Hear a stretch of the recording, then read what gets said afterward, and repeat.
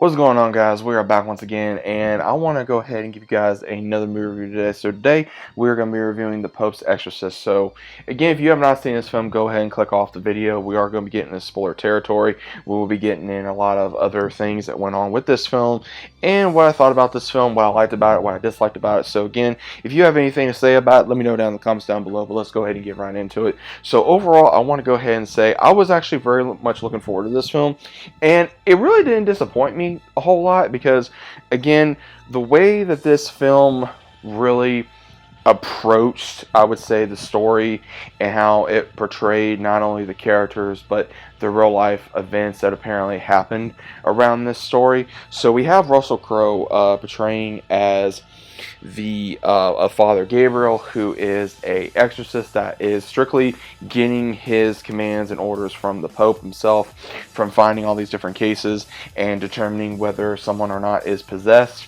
or they have a mental disability, or something else. So again, overall, I think that they did very well with not only the casting. I think Russell Crowe did a very good job at this role. I think that he came across very serious, and I think it sometimes, just by some of the comments of the way it was written, that he came across as a smart ass. You know, there was a couple times where he like for example, like in the very first beginning of the movie, he goes and he tries to get his I would say review to the ones that are above him for the hierarchy, and they pretty much are telling him that, oh, it's all in your head, and from everything we're seeing, it's not really there.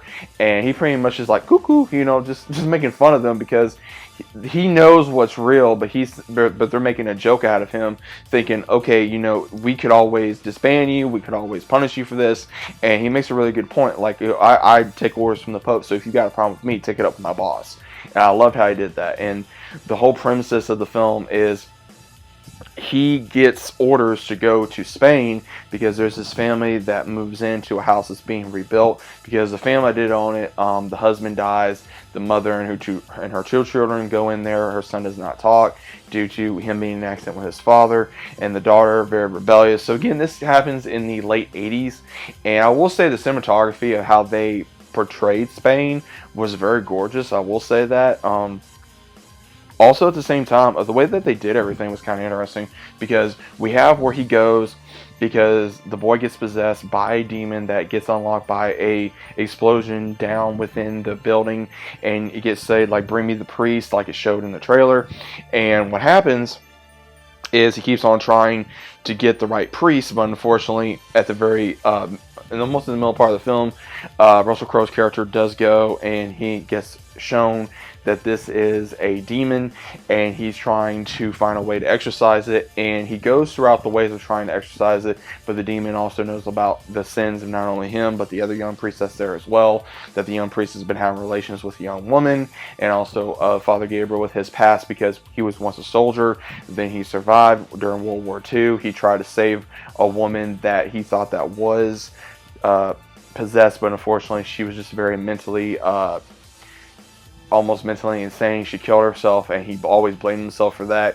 And then when they go further and further into the story, it gets revealed that unfortunately what he finds, that this demon has been around for several decades, that this is the same demon that caused the Spanish Inquisition, because what happened is they find skulls and bones of ones that were buried there, and that was hidden by the Vatican, and he finds a priest that put himself there to trap a demon, and he finds another exorcist that trapped his body there decades ago. And what happened was that this priest was possessed by the same demon that used his body to infiltrate the church and be able to start the Spanish Inquisition. So that was really interesting. I liked how they did that, and I liked how they were able to show, like, wow, you know, this, you know, and again, since this is based around true events, we don't know exactly what parts they're trying to say was true or not. So again, guys, I'm only going on what the story was in the movie, and I will say that they want to do basically have the same thing,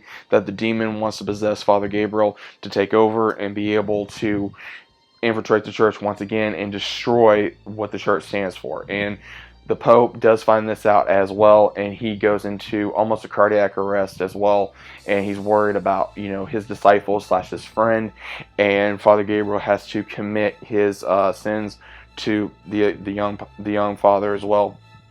and then they prepare for battle to exorcise this demon. Now, this demon, from what they gather, is a very ancient old demon. And when they do this, they go, and it pretty much gave the same vibe of like if you mix The Exorcist with The Conjuring, and I would say almost I can't think of the other film. I got like those two on hand, but it really gives you that feel. It really gives you like of how powerful this thing is, and also just the thrilling, scary / you don't know what's going to happen. To me, this movie is not scary. It was just more of a thrill ride for me of kind of figure out what's going to happen.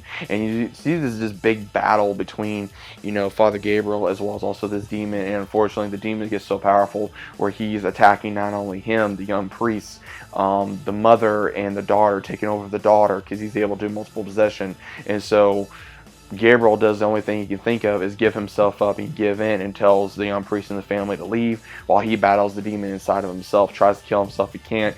He goes all the way down into the depths of the home where the caves are, of where he found all this, and he battles him, and unfortunately the demon does take over him for a minute, but then the younger priest, Thomas, are able to somehow bring him back, and they're able to combine forces and be able to banish this demon, and then be able to give the family peace of mind, and also be able to banish this demon, and also be able to report their findings to the church as well.